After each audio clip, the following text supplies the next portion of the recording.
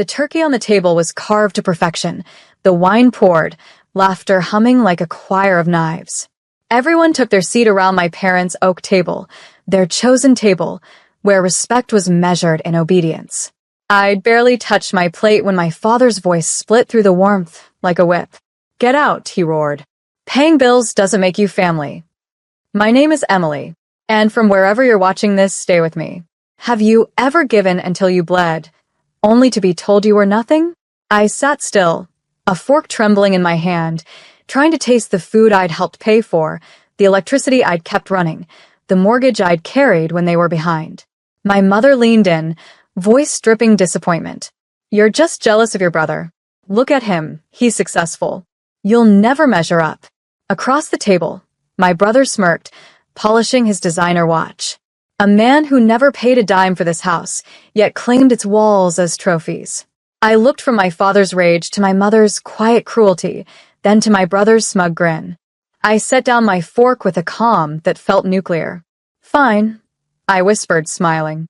"Then let him pay the $12,800.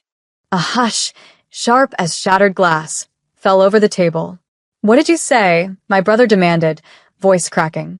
I stood, folding my napkin with care, rage simmering under every inch of my skin. "The past due bills. The ones I covered every month while you bragged about your promotions.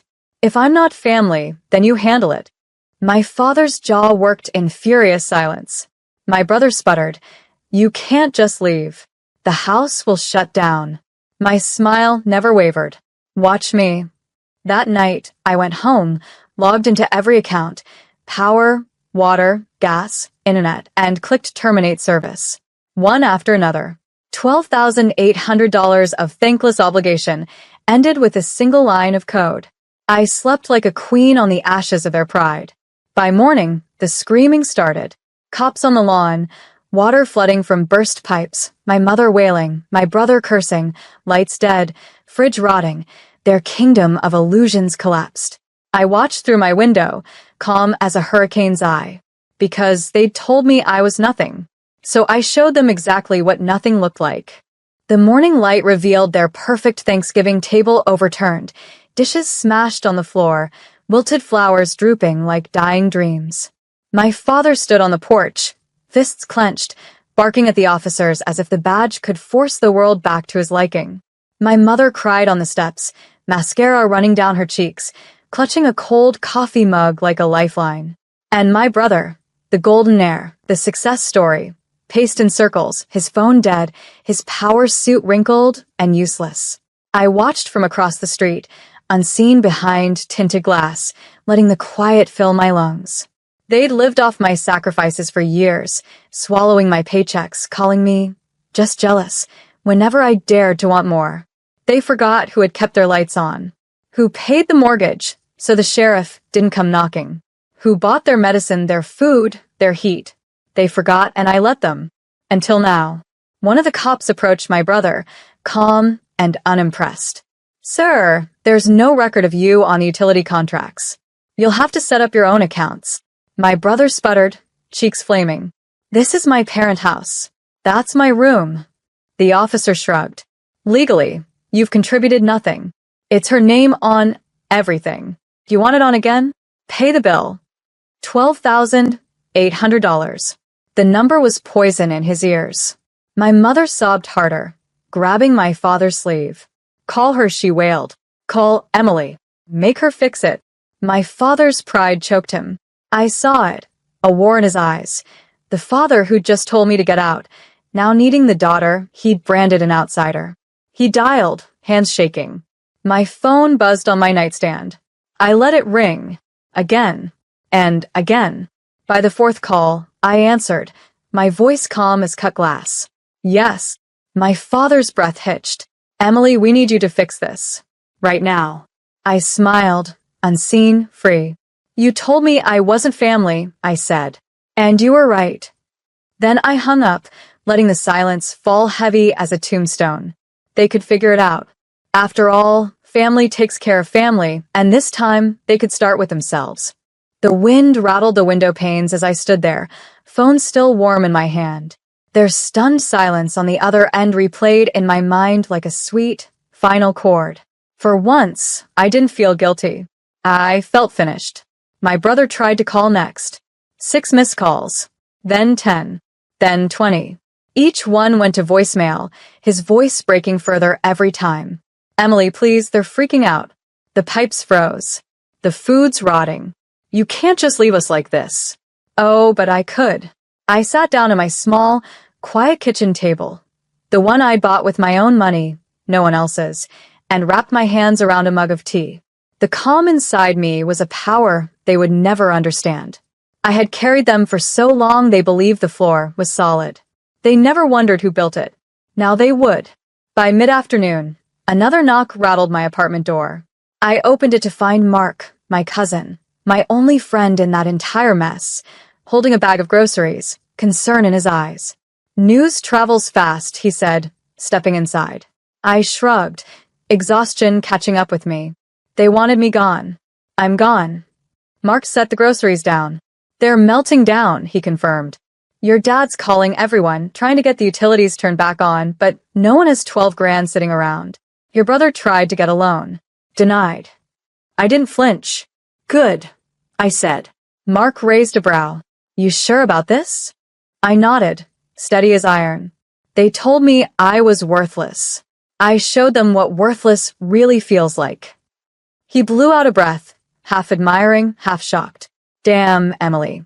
We sat together in silence, the only sound the faint ticking of my wall clock.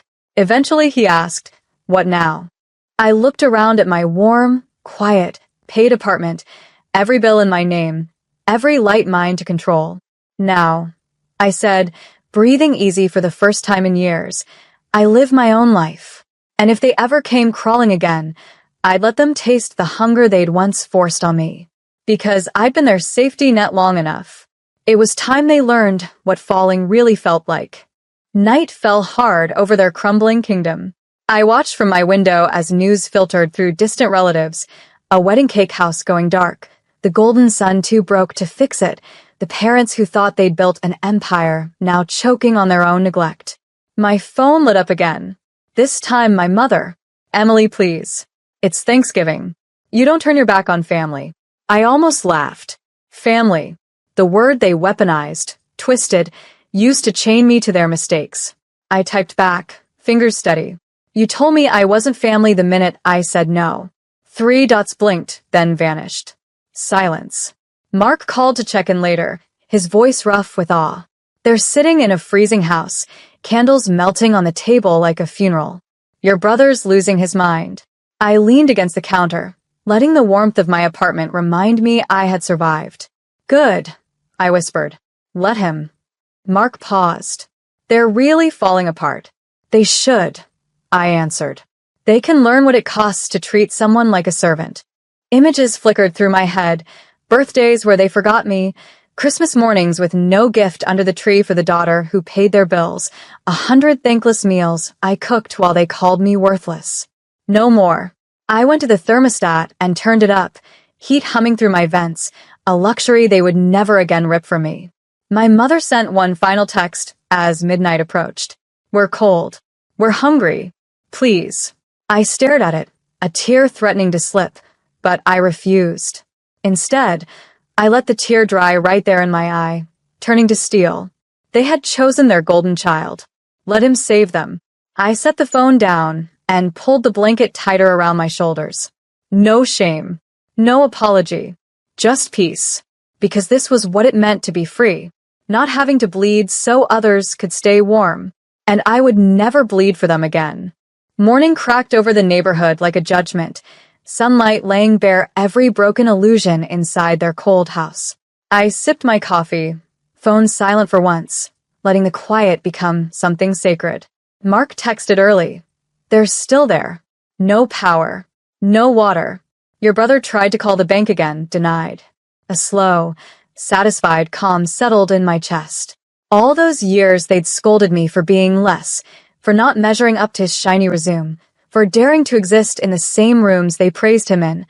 All those years felt small and far away now, because the only reason their world ever kept spinning was me. My father's voice still echoed in my head, hateful and dismissive. Paying bills doesn't make you family. Fine. Then they could live without my sacrifices. Around noon, the doorbell rang. I opened it to find Mark again, shivering a little. "They're outside," he said carefully. "They look wrecked." My stomach twisted, but only for a moment. "Let them in?" I asked, testing myself. Mark shook his head. "No. They want you to go back. They expect you to fix it."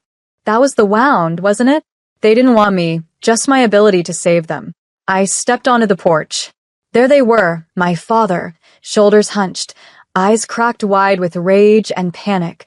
My mother, looking 10 years older, fingers clenched around a threadbare coat. My brother, silent, jaw tight, no more smirk left to hide behind. My father stepped forward. "Emily," he rasped, "turn it back on."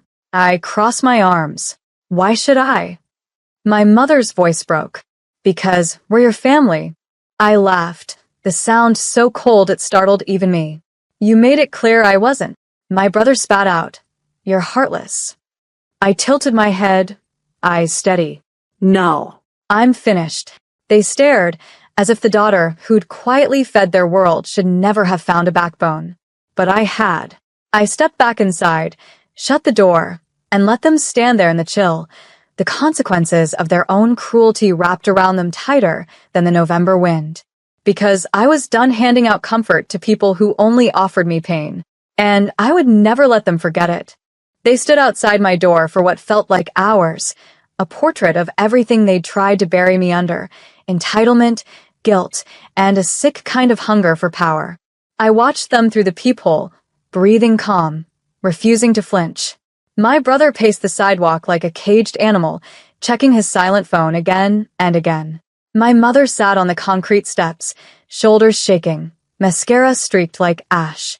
My father just stared, empty, the roar gone from his voice. I could have opened the door. I could have let them back in, turned the lights on, swept up their mess, the way I'd always done. But that version of me was dead. I stepped back from the door, closing the curtain. They needed to feel it. The absence of my sacrifice, the gaping hole left when their scapegoat refused to play along. I made myself dinner, the stove humming warmth into my quiet apartment, the peacefulness so sharp it felt like a new religion. They had taught me to feed them first, to serve them first, to love myself last. No more. As I plated my meal, I thought about the years I'd covered their debts while they called me worthless, the nights I'd gone without so their cable bill wouldn't lapse. Who would carry them now? My phone buzzed again, a neighbor's text this time. "Your parents are asking for charity. Should we help?" I breathed in, then out, steady. "That's their choice," I replied. "Mine is no." Later, the power company called to confirm shutoff. "Do you want to reinstate it under your name?" I closed my eyes, felt the question settle like an old bruise. "No," I answered firm. "Let them handle it." Click. Done. I carried my dinner to the table, sat down alone, and took the first bite with a calm so deep it almost startled me. They had pushed me out of their family. So I walked. And this clean, quiet, undemanding peace was the beginning of a freedom they'd never steal again. The days that followed felt like living in a brand new world, one where I finally breathed without permission. No frantic phone calls to juggle bills, no whispered insults, no one reminding me how small I was. Only silence, blessed, liberating silence. Mark came by again, carrying a grocery bag, shaking his head in disbelief. "They're still sitting in that freezing house," he reported. "Your dad tried to borrow money from the neighbors. Nobody's biting." I leaned against the counter, steady. "Let them figure it out." Mark studied me, half admiring, half stunned. "You really mean that, huh?" I nodded. "They told me I didn't belong. They can keep their table." He blew out a low whistle. "You know they're blaming you, right?" I laughed, the sound raw and unbreakable. "Of course. It's easier than admitting they built their lives on me." Memories flickered through my mind, late-night shifts to cover their mortgage, the time I skipped dinner so they could keep the lights on, the holidays they called me jealous while I paid for the food on their plates. They wanted to erase all of that, rewrite me as disposable. Now they could rewrite their own ending. Mark reached across the counter, gentle. Emily, you're not a villain. I met his eyes, voice solid. I know. A tear threatened to slip free, but I blinked it back. Because villain steal. I had only reclaimed what was mine. My phone buzzed with one last desperate message from my mother. Your brother is freezing. Come fix this. Be a good sister. I put the phone down untouched. For once, their emergencies would not be my burden. That night, I fell asleep to the quiet hum of my own heater, the steady beat of my own paid-for electricity, the warmth of a bed I didn't owe to anyone else. No guilt, no apology, just peace. Because if I wasn't family when I paid the bills, I was sure as hell not going to be family now. Morning came wrapped in golden quiet, sunlight painting soft stripes across my bedroom walls. I woke with no dread in my chest, no checklist of bills to juggle, no voices waiting to tear me down before breakfast. Just peace. My phone stayed silent, no new demands, no guilt-soaked commands disguised as love. I sat with my coffee, letting the warmth remind me this was mine. Every last drop of it earned, paid, chosen. Mark called around noon, voice low. They're leaving the house, he told me. Cops came to warn them about the frozen pipes bursting. They're moving into a motel. I didn't react, only let the words settle in like a final, ringing bell. My family, who'd scoffed at me, who'd slapped away my sacrifice, who'd claimed I was less than nothing while draining me dry, now forced to start over in a cramped hotel room with no handouts. My brother, the golden child, dragged along for the first time to feel consequences. Emily, Mark asked, worried by my silence. I'm okay, I promised, voice steady. Better than okay. Because I was free. Free of their chains, free of their constant demands, free of the lie that love meant setting yourself on fire to keep them warm. Mark hesitated. You sure you don't want to? I don't know, check on them? I shook my head, a quiet, resolved smile on my lips. They made it clear who I was to them. I'm returning the favor. His sigh was half sad, half awed. All right. Just don't lose yourself, okay? I smiled, stronger than I'd ever been. I finally found myself. The day stretched ahead, a blank page no one else could stain. I cleaned my kitchen, hummed a song I liked, opened the window to fresh air. No footsteps behind me, no muttered insults around the corners, no backhanded lectures. Just my life, my rules, my voice. As the sun set, I stood at the window and let a single thought burn bright in my mind. They had taught me that paying the bills wasn't enough to call me family. So I had taken them at their word. And now they would live in the darkness they created, while I stepped into the light I had built for myself.